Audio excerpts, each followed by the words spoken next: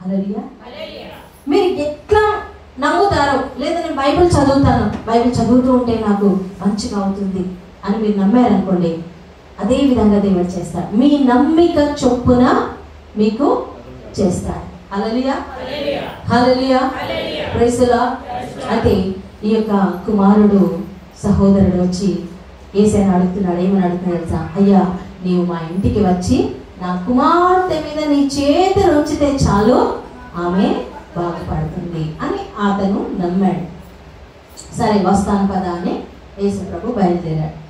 ఆయన చుట్టూ చాలా మంది జన సమూహం. యేసు ప్రభు ఎక్కడ కూడా కొద్ది మంది ఉండరు, చాలా సమూహం, గుంపులు గుంపులు ప్రజలు ఉంటారు. హల్లెలూయా.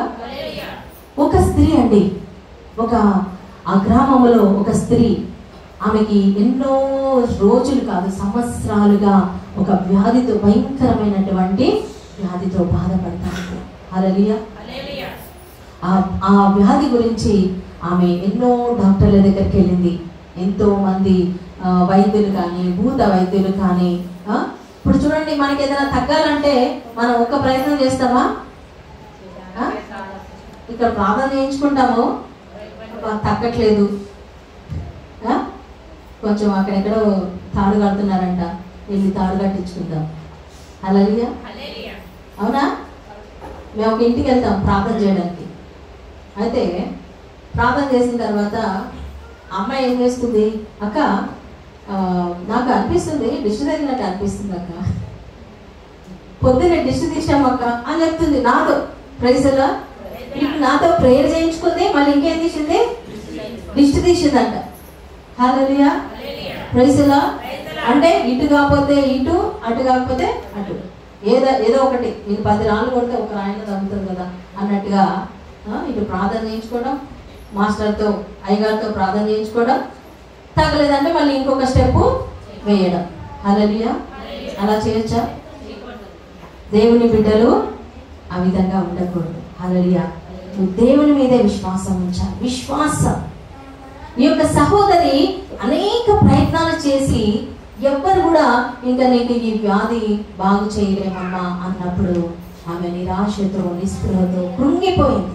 చూడండి, ఇంకా ఈ వ్యాధికి మందు లేదమ్మా అని ఎవరైనా చెప్పారనుకోండి, వాళ్ళ పరిస్థితి ఎలా ఉంటుంది? హల్లెలూయా. చాలా దయనీయమైన పరిస్థితి, కృంగిపోతారు, నిద్రపోలేరు, చాలా బాధపడుతూ ఉంటారు. ఆ సహోదరి చాలా బాధపడింది.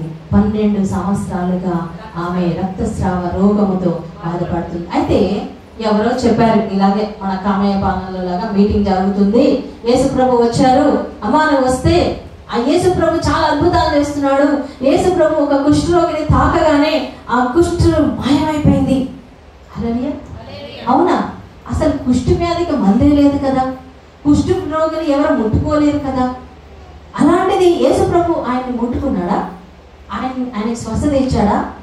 అవును, ఆయనకు మంచిగా అయిపోయింది, ఇప్పుడు ఆయన సమాజంలో అందరితో కలిసి జీవిస్తున్నాడు అని ఈ యొక్క సహోదరికి ఎవరు సాక్ష్యాలు చెప్తా ఉన్నారు. చూడండి, దేవుడు చేసిన సాక్ష్యాలు, కార్యాలు విన్నప్పుడు మనకేం కలుగుతుంది తెలుసా? వినుట వలన విశ్వాసం కలుగుతుంది. హల్లెలూయా. ఎన్నో వింటాం మనం, అనేకమైన విషయాలు వింటా ఉంటాం. ఈ లోకంలో పనికిరాని వార్తలు వింటా ఉంటాం. ఈ ఇంటి సోది, ఆ ఇంటి సోది వింటామా? హల్లెలూయా. అలాంటి వినాలంటే మనకి చాలా ఆసక్తి. వాళ్ళ గురించి ఏమైంది, వాళ్ళకి ఇట్లా ఎందుకైంది, అట్లా ఎందుకైంది, ఎక్కడికి వెళ్ళారు, ఎవరు వచ్చారు. Praise the lord. మా ఇంటి పక్కన ఒక ఆంటీ ఉంటుంది, మా ఇంటికి ఎవరు వచ్చినా సరే పరిగెత్తుకుంటూ వచ్చి చూస్తుంది. హల్లెలూయా. ఎవరు వచ్చి ఎవరు ఎక్కడికి, ఎందుకు, ఏంటి, పక్కింటోళ్ళ గురించి మనకి అన్ని విషయాలు తెలియాలి. హల్లెలూయా. Praise the lord. అనవసరమైన విషయాలు మనము తల దూచకూడదు, కానీ మంచి విషయాలు మనం వినాలి. దేవుని గురించిన విషయాలు వినాలి, దేవుడు చేసిన అద్భుతాల గురించి వినాలి, వాక్యం గురించి మనం వినాలి. ఈ సహోదరి ఒక శుభవార్త విన్నది, ఒక మంచి వార్త విన్నది. ఏంటి అంటే, ఇదిగో యేసు ప్రభు దగ్గరికి వెళ్తే యేసయ్యను తాకితే చాలంట స్వస్థత కలుగుతుంది. హల్లెలూయా. అయితే ఆమె మనసులో ఒక విశ్వాసం వచ్చేసింది. అవునా? అయితే నేను అంటే ఆమె ఒక అపవిత్రమైన స్త్రీగా అప్పుడు వాళ్ళు గుర్తించేవాళ్ళు.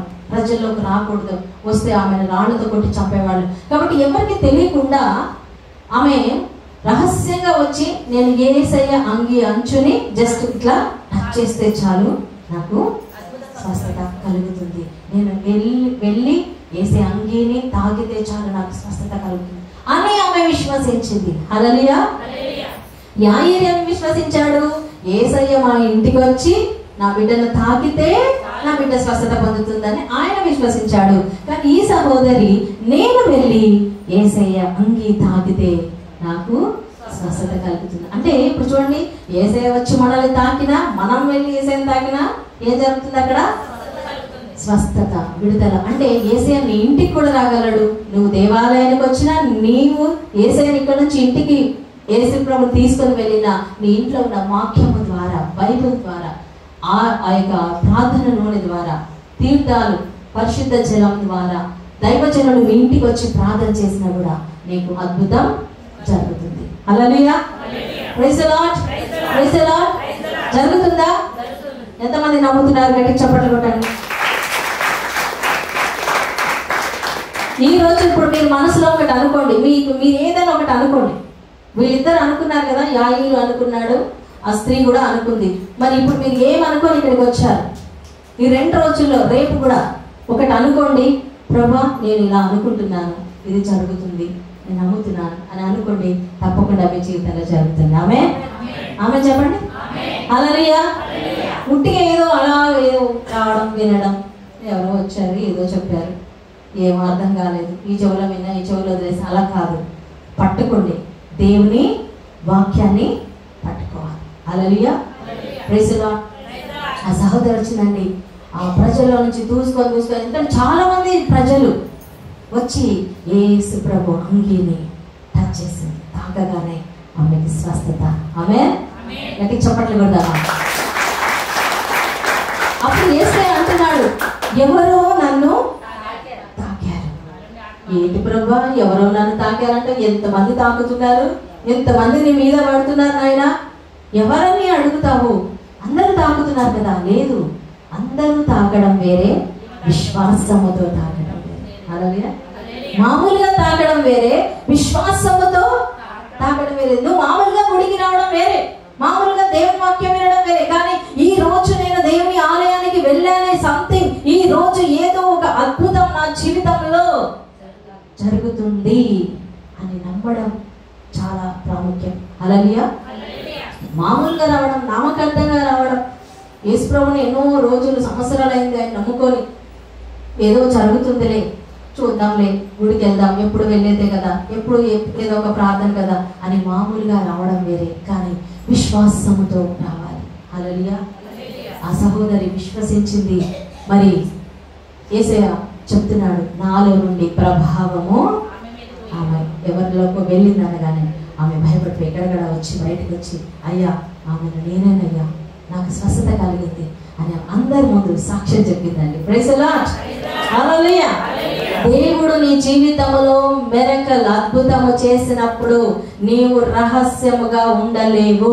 అందరి ముందుకు వచ్చి నిలబడి సాక్ష్యం చెప్తావు, ఇదిగో నా జీవితంలో దేవుడు ఈ కార్యము చేశాడు. హల్లెలూయా. ఆమేన్. సాక్షిగా మీరు నిలబడతారా? మీ జీవితంలో దేవుడు అద్భుతాలు చేయబోతున్నాడు. హల్లెలూయా. నేను లేకపోయినా సరే ఇక్కడ వచ్చి నిలబడి సాక్ష్యం చెప్పండి. అయ్యగారు ఉంటారు, నేను నా జీవితంలో దేవుడి కార్యం చేశాడండి, సాక్ష్యం చెప్పండి. హల్లెలూయా. ఆ సాక్ష్యం విని యాయీరుకి ఇంకా విశ్వాసం వచ్చింది. అమ్మ, యేసు ప్రభు అంచి తాకితేనే ఆమెకి స్వస్థత అయిపోయిందా? యేసు ప్రభు మా ఇంటికి వస్తున్నాడు. హల్లెలూయా. ఇంతలో వాళ్ళు ఆ యొక్క సైనికులు, పని వాళ్ళు వచ్చి చెప్తున్నారు, అయ్యా అయిపోయింది. ఏమైపోయింది? Praise the lord. చనిపోతే ఇంకేమన్నా ఉందా? అంతా అయిపోయింది, ఇంకా ఏమీ జరగడానికి అవకాశము లేదు. బోధకుడిని ఎందుకు కష్టపెడతావు నాయనా అని చెప్తే వెంటనే యేసు ప్రభు అన్నాడు, భయపడకము, నమ్మిక మాత్రము ఉంచుము. హల్లెలూయా. ప్రభు యేసు లేకుండా నాకు సాధ్యమైనది లేదు, ప్రభు యేసు లేకుండా నే ఓడిపోయేదను. హల్లెలూయా. ప్రభు యేసు లేకపోతే మన జీవితంలో మనకు ఏది కూడా జరగదండి. ప్రభు యేసు మనతో ఉంటే అన్ని జరుగుతాయి. ఆమేన్. హల్లెలూయా. పాడదామా? ప్రభు యేసు లేకుండా నేనేమి చేయగలను, ప్రభు యేసు లేకుండా నేను ఓడిపోయేదను. చప్పట్లతో ప్రభు యేసు లేకుండా నేనేమి చేయగలను, ప్రభు యేసు లేకుండా నేను ఓడిపోయేదను. ప్రభు యేసు నాతో ఉంటే నాకు సాధ్యమైనది లేదు.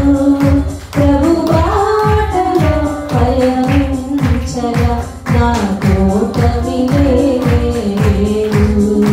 ప్రభు యేసు నాతో ఉంటే నాకు సాధ్యమైనది లేదు. ప్రభు బాటలో పయనించగా నాకు ఓటమి లేదు. నాకు ఓటమి. Hallelujah. Praise the lord. Praise the lord. ప్రియమైన సహోదరి సహోదరులారా, యేసయ్య ఒక మాట చెప్తున్నాడు, భయపడకము.